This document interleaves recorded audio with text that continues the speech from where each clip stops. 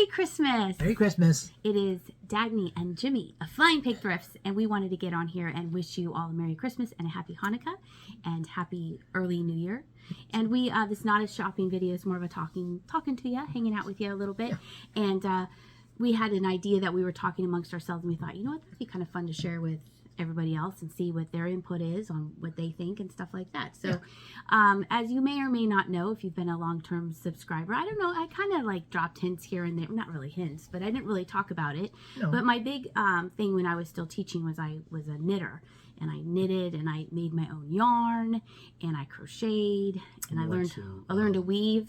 I have a loom. I had a big loom, and then I downsized it to a small loom. I used to make Jimmy take us to the Maryland Sheep and Wool Festival in Friendship, Maryland, which is usually the first full weekend in May. So it can either be like the 1st and 2nd of May, or very soon thereafter. And then one time we went to Rhinebeck, New York, yeah. And that is the New York Sheep and Wool Festival, and it's in Rhinebeck, New York. Is it September? That was in October. That's more towards the end of October.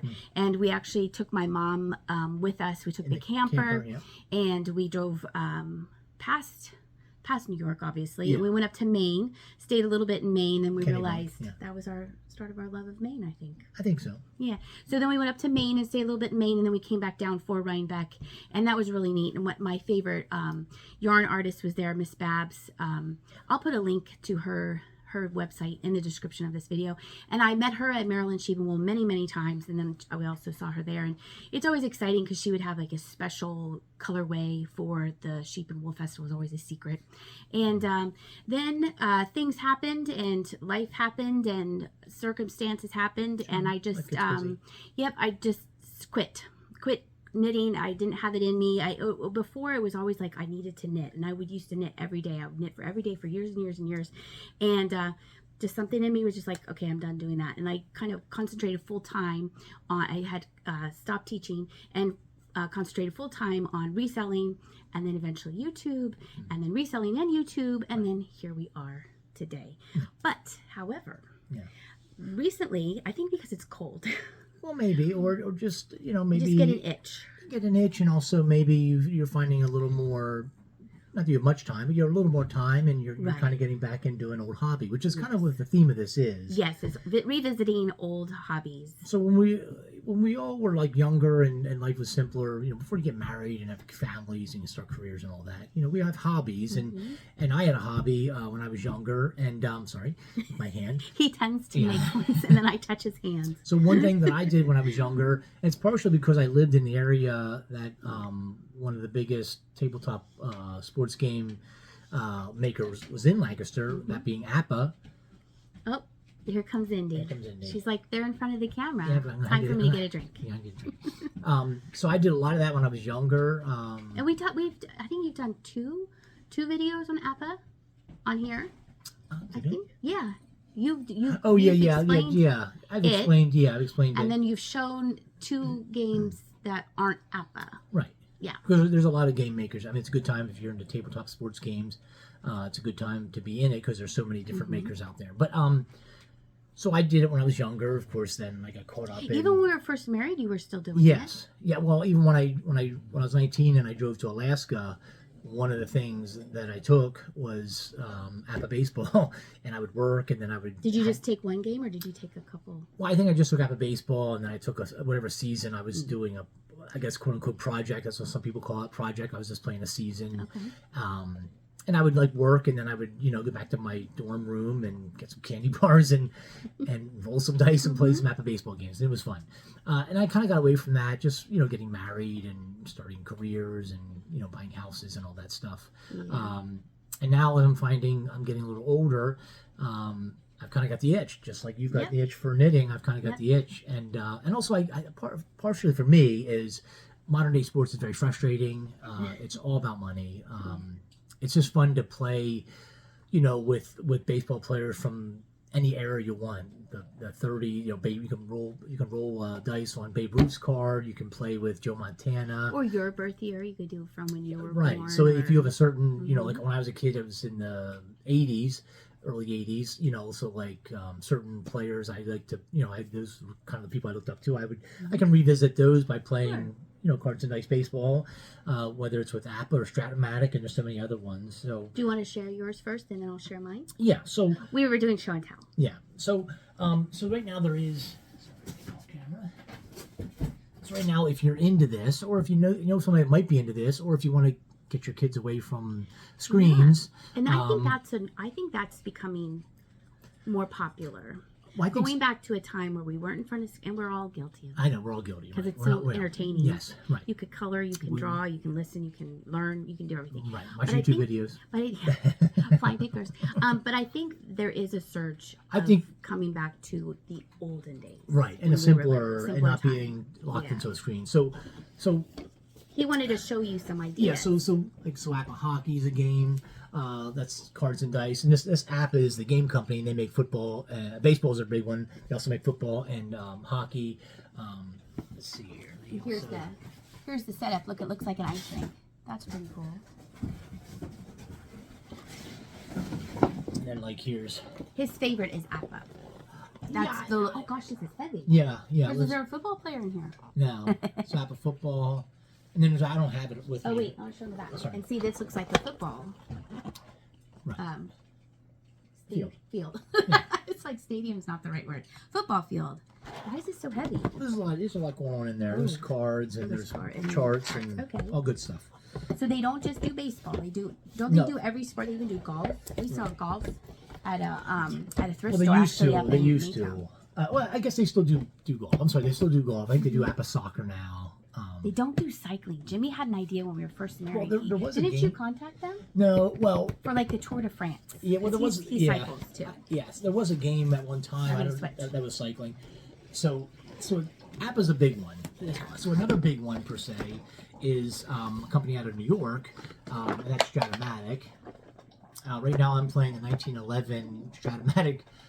I say a replay, but I'm just kind of having fun. I don't get that serious about it.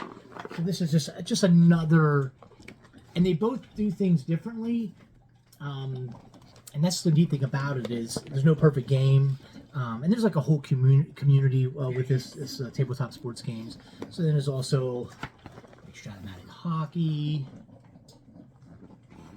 Indy in the background. Indy, or she's gotten into drinking water. So I would say these are the two big ones. Are they? I would say. Yeah. Stratomatic football. It's slightly different, slightly the same. I think I've showed these before. And it comes with everything, like dice and everything, right? Yeah, you can just open the box and you can get started. Okay. And then if you get this is 3 games in one. Oh, basic, advanced, and super advanced. Okay. And then if you get into it, if you really like a certain Stratomatic or Appa, then you can pick out seasons of 1985 or. And you were saying that this takes more. We were also saying because getting back into these hobbies, it's good for our brains. It is good for our brains because we're getting older and dumber. Right. So you were saying that this because you're used to Appa. Yeah. This really makes you think because the cards are different Yeah, and you have to really it's set up a little different. But it's very easy to do. It's very easy and it's very enjoyable, just with a slight difference in rules than Appa. Okay. So, but then there's also another company. I think I showed this for. This is what I think we did the video on. Called Play Games, Plaay. They have all kinds of stuff. This is the one we did a video of. Yeah, History Maker and Red, White, and Blue Racing. But they do soccer and they do so much it's almost hard to comprehend. They have lacrosse. They have so much. They have lacrosse. Yeah, they have. That's that. We were watching that video and the guy's like, yeah, I'm really into it. And then this guy's really into real life lacrosse, which is kind of wild. And then there's some companies that do they sell PDF games, and then you got to print them out yourself. And one of those is called Shootout Hockey. So that's kind of like this, but it's probably cheaper because you have to print it out yourself. It is, and the difference with that is, so some of these other games like every player's carded. Where Shootout Hockey, you just get the team, the whole team is on one card, so it's less material, and you get it sent to you in PDF, and then you got to go either print it yourself at home. I found a great print shop at our house in Maine. They have great card stock, so that's just another one. All kinds of things out But then, kind of getting back into this hobby, and thankfully, because of YouTube. there's a whole community out there. I think I've plugged it before, but there's a podcast called Digital to Dice. We'll link it somewhere. And they're actually having their first ever Digital Dice Con in, I think it's Connecticut, in May. And I'll probably connect that. I think I want him to go. Yeah, just I think you would enjoy that. I think I would. It's like when I went to Maryland Sheep and Wool for the first time, and I remember walking through the gate and seeing all these men and women going, "We all love the same thing. Right. Look at all this yarn." Right. So it's neat being around people who like the same things you like. But I can say a big part, not 100%, big part of this hobby though is for guys or girls. It's mostly guys. To kind of do it on their own. They kind of play by, they play seasons by themselves because it's kind of like, you want to get together and have like a tournament, like a some people chess do. Tournament. Some people really? do. Some people like to do. Some people like they're getting into leagues and stuff. Okay. But a lot of people, and a lot use that relatively. But they go in their basement and they have a season. They kind of disappear in their own little world. It's like reading a book or watching a movie. It's all the same, or knitting. It's just they do something, they enjoy it. They don't care who wins and loses. They're just kind of seeing how the movie unfolds in a sense on a tabletop, playing whatever game your game is. So I'm getting back into the whole tabletop thing.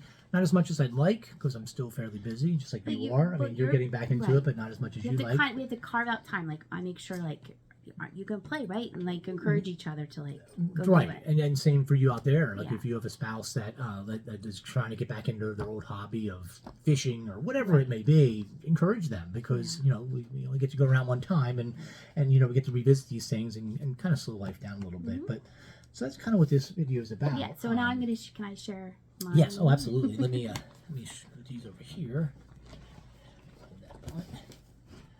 These are really big, aren't they? Yeah, it's a lot of paper. Probably gotta streamline. A lot of paper and cardboard. They do give you an awful lot of stuff. I like how everything's included. It is, and then you can buy. Like, now I have to go out and buy this. Or I have to buy that. You don't have to, but if you want to buy the 1989 season because your baseball team won or your football team won or whatever the case may be, then you can buy other seasons and use that with whatever you like. Yes, yeah, right, and use it with the boards and stuff in there. I mean, it's kind of neat. So, but yeah.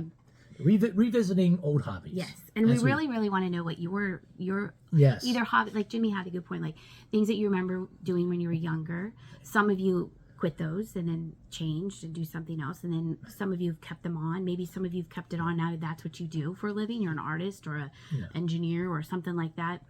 But we love reading the comments about what people sharing. Or things that you have done in the past and you've kind of slowly found yourself, maybe you're in your 40s or 50s or 60s, where like, I should probably get back into that. And we're encouraging you to do that. But just what are those hobbies that you used to have as when you were younger? It's fun it's like our way of talking back and forth. Absolutely.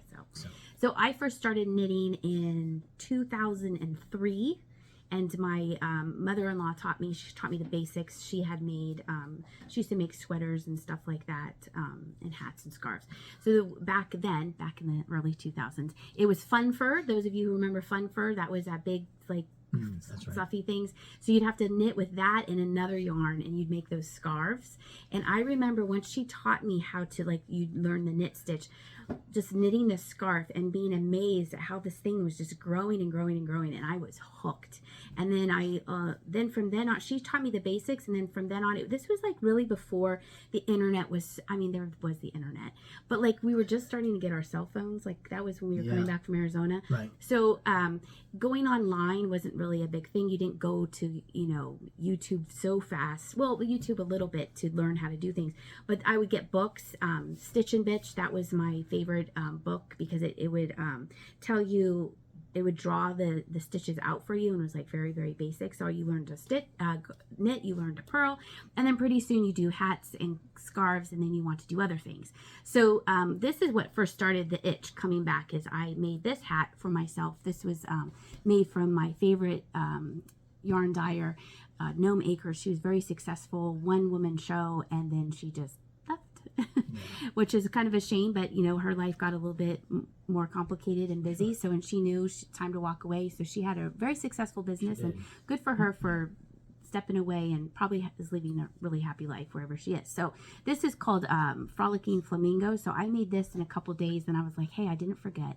how to do it. And then Jimmy's birthday was this past week. No, last week. And so I decided, I used to make him a hat all the time. Here, show him your hats. Right. So you, because she could do there's more, but we just right. And one thing that you became besides a good knitter, you became a very fast knitter. Yeah. So I was getting hats all the time. So this is one of my hats. Yes, I learned how to cable. You learned how to cable. And this is another one of my hats. That's another No Maker's yarn. Which is good that I have hats because I don't have much hair. And then this one That's here. another No Maker's, yeah. It's like a camouflage. I think it's rabbit season, duck season. So then for his birthday, I actually found, I used to have yarn, and I remember looking at my yarn and thinking, I have too much yarn because it's easy to buy. It doesn't go bad. Right. You can store it like in your games. You can store it in anything. So that was overwhelming to me, and I actually sold quite a bit of it. I had a lot of acrylic yarn because I used to make toys, and I sold them on Etsy when Jenny was little. So I've sold off my yarn when I wasn't, and I don't have any regrets about that. So because it's often new homes. So I now have whittled down to a very small stash, and I found this yarn, and Jimmy loves brown and blue. If you've been here around, you know that he likes brown and blue. So I made him this hat for his birthday. You want to try it on? Sure. This is the same pattern. Yeah, it's a nice hat too. Yeah. Yeah. So it covers his ears. You can cup it back, and so this is the same. Mine's a little bit more slouchier. It's very soft and not tight and constricting, but just enough to keep me warm. So I made him a lot of hats. I made Jenny hats, me hats. Like you always, if you had a hat on in this house, it was handmade. And also too, one thing you really, not to interrupt, but one thing you liked about the whole knitting and buying yarn was all the fun names of the yarn. Oh, yes. Yeah, I mean, so it wasn't just blue. There was some kind of a cool name. You have to show that that one that you did. The pickles one? Yes, yeah. You have to show that because that just kind of reminds me of like it wasn't just green. You'll show it. Okay. She'll show it. I'll show it. But that's a good segue because these are mitts that I made. Okay, so these are mitts, and this is bacon and eggs. That's the name of this yarn. And I don't know if it shows. I don't know if it shows on the screen that well, but this color here is very bacon Streaky. Color. Yeah. And this is very much like a scrambled egg. Yeah. So it's That was a good segue. Cool. We didn't even plan that. High five.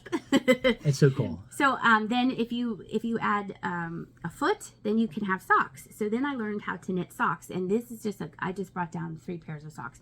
I made a lot of socks for myself, and so if you made one, then you're like, oh, now I have to make another one. So I learned how to do it 2 at a time.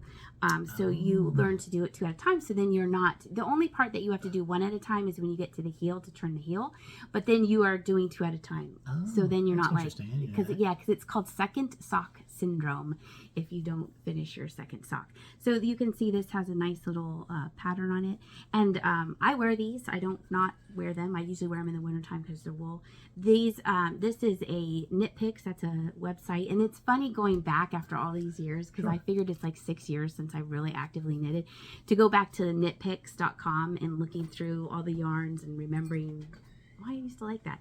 So this is a Knit Picks self-striping yarn. These are kind of Halloween-y socks, and then this is mini skeins. So you could get mini skeins from No Makers and Miss Babs, and all kinds of indie dyers do little tiny little mini skeins, and so then you can have a sample of the yarn. But I made my sample socks. So these are socks all made from different yarn. Each stripe is a different little skein of yarn. So these are probably my favorite socks because they're so colorful. They are colorful. And then when Jenny made her first communion, she wore my dress that I had worn that my mom had made. And I'm not a seamstress, my mom is, but I wanted to contribute something that she could have, and maybe if she ever had a daughter that she could pass that on to her. So I knit her this little shawl that she wore over her dress. And this was a big deal because it was white on white on white, and to keep it clean and everything. Yeah. So this was a little shawl that she wore over her dress. So that was very exciting. Very, very proud of that. And then I would say hats and shawls are what I made the most of. Don't you think? Would you say that? Right, but when you were selling, you were knitting I was a lot of animals and letters and all kinds of stuff. And you were shipping. I know that you had that one customer in Japan who did she buy the whole alphabet? Or? Yeah, I made the whole it was called Letter People, and actually I was looking on Ravelry, and that pattern book is out of print. I think I kept all my books. Yeah. And I probably still have the books just packed away. But I used to make these letter people. I'll insert some pictures in here. And this one lady in Japan, she ended up she would order names, and then she got the whole alphabet for her child. Yeah. They're pretty cute. They were pretty neat. And then I got pretty fast making those too. So here's a like a cowl that you wear over here, or you can put it up over your head. So this is just some different yarns and patterns and colorways of that one. Everything's super soft. I am a yarn snob. I don't do Red Heart Super Savers. It's so itchy and gross, even though it is nice and cheap. This is a really cool one. Can you see it on there? I can't see. Oh, yeah, you can see. Okay, so this is a... Yeah, that's that pattern and stuff. I'll have to insert the pattern. I can insert the patterning. You can see it. On the screen. Can see what's going if people on are interested in see, it has like trees, and this is different because it's gray, and I usually did bright colors. Bright colors, right? Like this one, I had up at the camper for the longest time, and this I think this has a name. I think if it has a name on it, I'll insert the name. And look, I put beading on it. Can you see the beading? There we go. It's mostly garter stitch. Garters when you knit every row and you don't purl. So this was like a big wrap that I used to wear around the campfire. It doesn't smell like camphor. I must have washed it. That's good. But I used to keep that up there all the time. Then look, I forgot about this one. Look at this one. Put your sunglasses on. Wow. That one's so bright. That's neat though. It's so bright. I can hear Kathy say, "Does it glow?" From Whatnot. She's always like, "Does this glow? Does this glow?" And then let's see. Here's another one. This is cool when you do the two different. So you would have this yarn here, which is variegated, and then you have the white, and then all these different patterns, and they're mostly short. And I wore these a lot when I, because I did knit and teach, so I would wear them a lot to school and stuff like that. I am currently working on a scarf. It's a rainbow scarf, but it's the same pattern. But here's the pattern that I did in a scarf. That's neat. Yeah. This is Feather and Fan? This might be Feather and Fan. I'm not sure. But I'm doing a very similar scarf right now. So I have a hat and a scarf I'm working on right now. And then this was neat because I had a blouse that matched this. And then to use up all my yarn, I would make tassels. Because if you have like a little bit of yarn left. And then I have one more I wanted to show you. This one's really pretty too. Here, look at this. It's gonna use up all. He's gonna use up all of the this because you can swing it around. Yeah, it catches. Catch oh. Concussion. And then you could like hit your student. Oh, I'm sorry, little Johnny. No, I never did that. No, but here's another shawl like that. So, and then but currently I am working, and then you know how I like to sell Longenberger baskets, but I was like, this is like the perfect basket for my knitting. Right now I'm doing another slouch, like the same, the one that Jimmy's wearing, but I found this yarn. So some of the yarn I had already caked, so I don't know what some of the yarn is. Some of it I do recognize the maker if it's Miss Babs or No Makers, but this one I have no idea. And then I found another skein. So we'll have to see what I made. See, like I made something out of this, and I only have a little bit of it, but I think I could make a hat out of this. Or something. Something. I'll make something out of it. So I'm very excited. As you can tell, we get very excited about when you're sharing your And I'm sure you do too with things, your hobbies. Yeah. And they're fun to talk about and find people who like, Right. games and Well, like find the communities that people get into this stuff, and you can share your knowledge or share your experiences, or like enlighten somebody about something you're doing that they didn't know, whether it's with whatever your hobby might be, tabletop gaming or knitting or fishing or traveling or hiking. Well, like I'm thinking of my mom, like she does quilting and stained glass and sewing and cooking. Cooking's probably it's good for our brains too. And I feel that, like I remember when I first started, and I was like, will I remember how to do it? And of course you do. It's like muscle memory. Right. But there's like a calmness that comes over my brain that makes me feel like. Right. And then there's the counting, like the rhythm counting. Sure. It just like calms you and makes you feel better. And then plus at the end, you're like, you give your hat to someone you love. Yeah. Well, that was a lot. This has been a lot of fun. Yeah. So this is going to lead into not a huge, but a fairly big announcement. Yeah. So if you're interested in anything up this alley, stay tuned to January 2nd. I think hopefully January 2nd if it comes in on time. Okay. I'm waiting for supplies. Okay. If the supplies come, then I have something to Gotcha. talk about. So there could be a fairly big announcement on January 2nd. So be tuned for that. And please share in the comments below any hobbies that you used to do and have thought about revisiting, or used to do and still do for 30 years or whatever it might be. And you or I just thought of this, something that you always thought you wanted to try. Yes. Like whittling. I think it would be fun to learn to whittle. Oh, really? Yeah, like you could make like little Some things. people love it. Some people love it. I Like know. you said, it's I think it's that would be calming. interesting. And it's something you can make. You could bring with you. That's what I like about one this YouTuber that I Instagram watch. He does that. He'll like grab like a random stick in his travels and he'll whittle something. And then you have a souvenir of where you.